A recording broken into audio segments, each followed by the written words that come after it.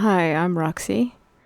If you've followed my channel for a while, you may remember seeing a time lapse of this painting. I did this back in August 2020 for the hashtag Smorgas Challenge. And this year, I decided to do the same challenge again because I liked my concept of a little dragon in a cherry tree. But since then, my skills have improved a fair bit.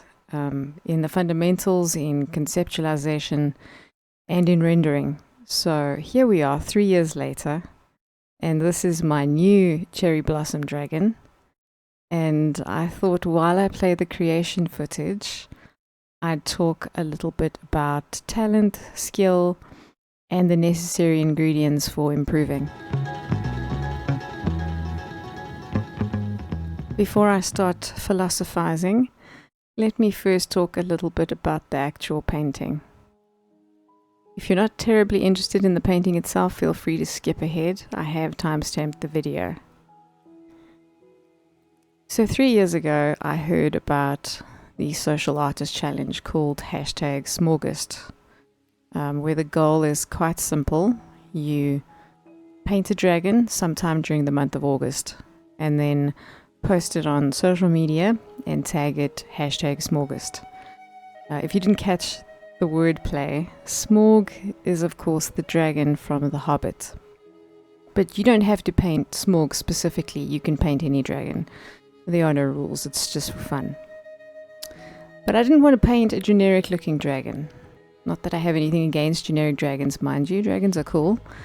But why paint what there is already thousands of? The way I see it is, whenever I have an open brief like this, I'm always going to take the opportunity to push my creativity. I find it thrilling and rewarding to create something completely unique, or as unique as we can get when there's nothing new under the sun, at least according to King Solomon. So I thought to myself, instead of the typical huge dragon, what if it's the size of a lizard? What if it had a long snaky body and a head that's a blend between a crocodile and a seahorse? What kind of environment would it like to live in? Maybe it could hang out in trees like a chameleon. What type of trees? I thought to myself, well, I've always adored sakuras. I don't know if that's how you pronounce it, but they're basically Japanese cherry blossom trees. So that was the initial concept I settled on 3 years ago. And I loved the result at the time, but if I was going to redo it, and I wanted to push the concept a little more. So this time around, I thought about how I could make the dragon look like it really belonged in that cherry tree environment. And I thought if it's got chameleon-like qualities, maybe it can be pink and white instead of blue and green. And maybe instead of typical bat-like wings, I could make them look like the actual petals from the cherry blossoms, including the little tuft at the end of the tail. So that was my idea for this particular version. And also I decided I wanted to spend time actually doing a proper background instead of the slapdash abstract scribbling I did for the previous one. And the timing was decidedly perfect as well, because a gaming friend, looking at you, Frost Dragon, recently moved to Japan and had posted some pics of his new neighborhood, which I used as reference and inspiration. I also included a cherry tree in the midground, and this is also something I had painted before. I'd previously doodled this on my iPad just to pass the time one afternoon when we didn't have electricity. South Africans will know what I'm talking about. So life hacks. Never feel like you're wasting your time with random sketches, because you can always repurpose them later. That's something I've done a couple of times, and it always delights me when the opportunity arises. Even if I don't use the sketch itself. I mean, here I literally redrew it. But it went really quick because all the info was there. I just had to loosely copy it. So if I compare this month's version to the first version I did 3 years ago, the old version had its own charm, and art being as subjective as it is, there's always going to be someone who prefers the first version. But I'm guessing, on the whole, most people will be able to see a massive leap in professionalism. At least I hope so. And because of this stark contrast between the two pieces, I feel like I have a decent chance of convincing you that I might actually have some useful insights on the subject of improving your art. And that segues nicely into a quick word from my sponsor, which is me. I do actually provide weekly art lessons for my patrons.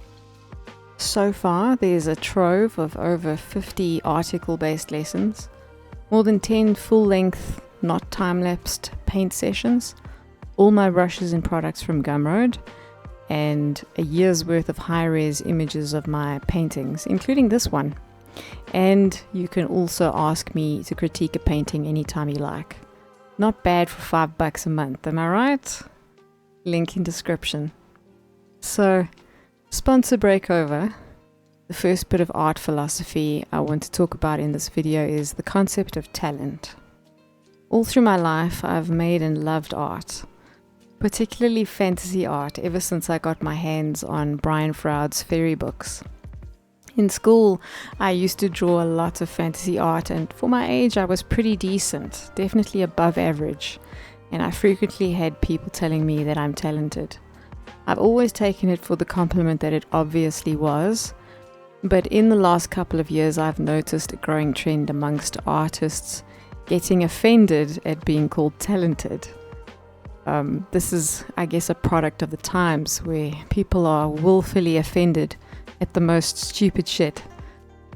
You know, they'll say, it's not talent, it's skill. I've put in so many hours to get this good. Talent doesn't exist, only hard work exists. Now, if you're one of those artists who thinks along those lines, I've got some harsh news for you. The first one is, if someone gives you a compliment, the appropriate response is thank you. Every time. Nobody is purposefully trying to insult you by calling you talented. And even if they were, the best response is still thank you. Secondly, you're probably not as good as you think you are. Sometimes people will say you're talented just because they're trying to be polite. Or maybe they know nothing about art, but they like the subject matter. Either way, take yourself down a peg, because arrogance is an extremely unattractive quality. The third thing is, there is such a thing as talent. It's not some magical esoteric concept. Talent is just another word for aptitude. You can have an aptitude for being a detective, for example. That probably means you're naturally observant, easily noticing details on the periphery that most people overlook.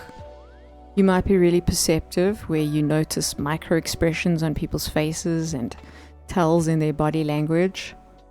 Maybe you've always had an insatiable curiosity and a good memory. These innate qualities mean you have an aptitude for investigative work, and you probably make a fine detective and make it look easy. If you don't have these qualities, but you still want to become a detective, you can. You just need to put in extra effort. It's like that with anything. I like the look of salsa dancing, and I could take dance lessons, but it would be an uphill battle because, quite frankly, I'm a total spaz. I'm always in my own head, never looking where I'm going or concentrating on what I'm doing. I routinely injure myself in the comfort of my own home doing something as prosaic as walking through a doorway and then getting angry at the doorpost for getting in my way. What can I say? Some people just breeze in and make dancing look easy because it kind of is easy for them. They have all these qualities in their favor: extroverted personality, rhythm, agility, sensuousness. They have an aptitude or a talent or a gift for dancing. Yes, they put in the work to learn the steps or experiment to create the steps. They maintain a healthy diet, they exercise to keep their strength up, and I could do all those things and be a decent dancer. If the talented dancer is lazy and puts less effort in, I could even outdance them, but it would be difficult. It would feel like hard work because I don't have a talent for it. I don't naturally have all those innate qualities that lend themselves to creating a fantastic dancer who makes things look effortless. Now, I'm a gamer and I love my PC games, particularly role-playing games. And if you've ever played an RPG, you typically get a character in the beginning where you've got a certain number of points to spread out over various attributes like strength and dexterity and so on. And another bunch of points which you spread out over certain skills or what they call talents, like pickpocketing or shooting fireballs or whatever. And I always joke that in the great RPG of life, when God let us pick our skills before he spawned us into our mother's wombs, I put all my points into art and charisma and nothing into coordination or maths. It feels like that for me. There are certain skills that have come really easy to me and others that I've really had to work hard at. I've observed at how painfully below average I am at certain things and how I take like a fish to water with other things. I've always felt predisposed to making art, and I believe that's what talent is. But I'll tell you something, a predisposition is not a guarantee. You might be born without a fear receptor, so you're predisposed to becoming a sociopath, but that doesn't mean that you will. And I believe that there are a lot of people out there that have a talent, an aptitude, a gift, a predisposition to being an artist, but for whatever reason, they've never been able to embrace that life. Maybe you resonate with that. Maybe you had strict parents who insisted on you studying some sort of traditionally financially lucrative career instead of, art like medicine or law. Or maybe you didn't have parents even, or money for studies. Maybe you tried art, but you were ridiculed by your peers. Or maybe you just never thought of yourself as a creative person and never had anyone to encourage you or teach you how to get good. Maybe you've spent the better part of your life battling uphill in a career you're not predisposed toward. In my case, as much as I've always loved art, when I was in my teens trying to figure out what to do with my life, art really wasn't a viable career choice, at least not here in South Africa. And in the end, I ended up as a graphic and web designer. And design is close enough to art that it hasn't been difficult to master. And even if it had been, after 20 years in the industry, you get pretty good regardless. But my heart has always been for art though. And a few years ago, I realized that in this day and age, you can take free and cheap online courses to learn literally anything you want. You can learn most things on YouTube itself. And you can apply for jobs on the other side of the world and work from home. The options and opportunities are totally different than what they were when I was a spring chicken, as they say. So, why do I have to be stuck in that old mentality? I simply don't have to. I can move with the times, and I have. A friend gifted me a copy of Corel Painter back in 2019. Looking at you, Cappy. And I finally bought myself a proper graphics tablet that same year in a Black Friday sale, and I've been drawing and painting almost every day since. And because I'm predisposed to it, it's felt right, like I'm doing what I'm supposed to be doing. The progression of learning to be a better artist has felt easy and enjoyable for me. Now, just a disclaimer, I'm not saying I'm the ultimate best now, and I'm at the top of my game or anything like that. I know I'm not. I know I have a lot to learn still, and I look forward to learning it. And I also sincerely enjoy teaching what I've learned to people who have the same passion and drive as I do. Even if they're not particularly talented, I know if they have the right attitude, I can help them get better. And if they are talented, they'll do it in a fraction of the time. So I feel like it's never too late to start. If you feel a desire for art and you feel you've been wasting your time in a career you don't particularly like, don't quit, don't be reckless, keep your job, but start making art a priority at least a few times a week. If you can only manage the weekend, that's a good start. Most people think they don't have time for anything new in their lives.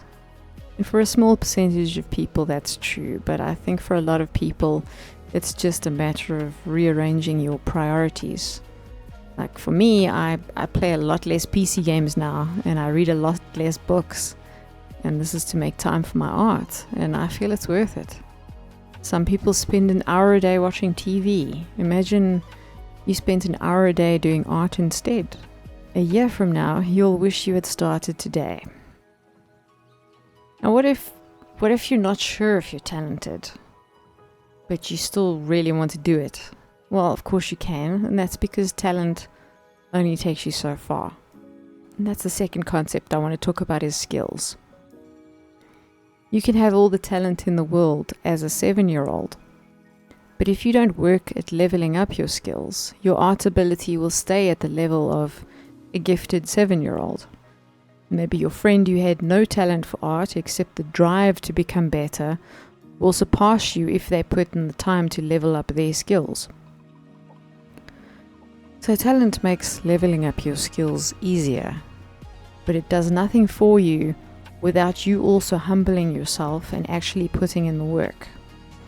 If you've got talent, the work will feel less like work, but you still have to have the drive to get better and a teachable spirit instead of thinking that you know it all already. Skills can be acquired by anyone, but you have to want to acquire them.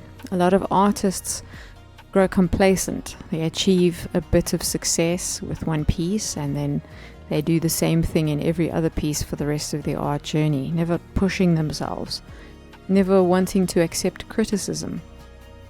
Criticism is gold. Encouragement is also gold. I feel like you ideally need both. If all you get is criticism, you might get discouraged enough to give up. But if all you get is praise, because everyone around you is too scared to criticize you, you might not feel any need to improve yourself. You might also make dumb mistakes that you refuse to correct because you think you know better than everyone. So I think the point that I'm trying to make is that talent will make your journey enjoyable, but that's not all you need. You need skills, and you only acquire skills when you have the right attitude. The right attitude includes humility and drive. You need the humility to be able to admit that you have stuff to learn and to be able to accept criticism.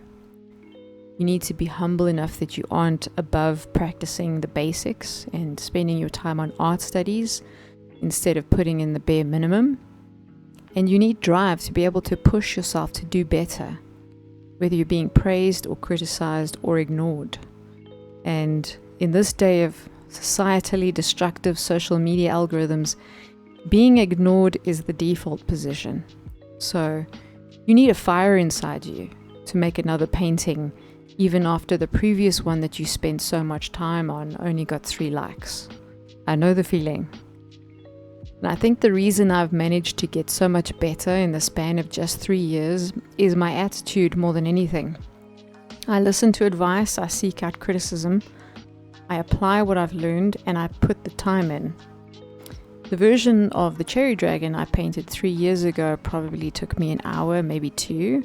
This one took me almost 18 hours, and it was a joy every single minute. I'm still being ignored by social media, but that won't stop me because, you know what, there's a whole real world out there. And now that I've upped my skills to the point that I'm at least not embarrassed to submit a portfolio, I'm going to start actively looking for the kind of jobs I want to do. And if you're in the same boat as me, maybe you wished you'd started years ago. And if that's you, the one piece of encouragement I can give you is that it's going to take less time than you think. Generalizing here, but most young people think they have all the time in the world, and they allow themselves to get distracted easily. As an older person, there's a sense of desperation, which doesn't have to be a negative thing. If you don't allow it to overwhelm you, you can turn it into an ever-burning fuel. You can turn anything into a fuel. Use the praise, use the criticism, use the desperation. Whatever aspect gives you that single-minded focus to reach your goal level, focus on that, and you'll get there in a fraction of the time. The time is going to pass anyway, so why not fill it with art and see what you can make of yourself. And here we have the final piece. I hope you enjoy it. I hope you enjoyed the talk. Thank you for watching. Much obliged if you leave a like and subscribe. Until the next one, God bless.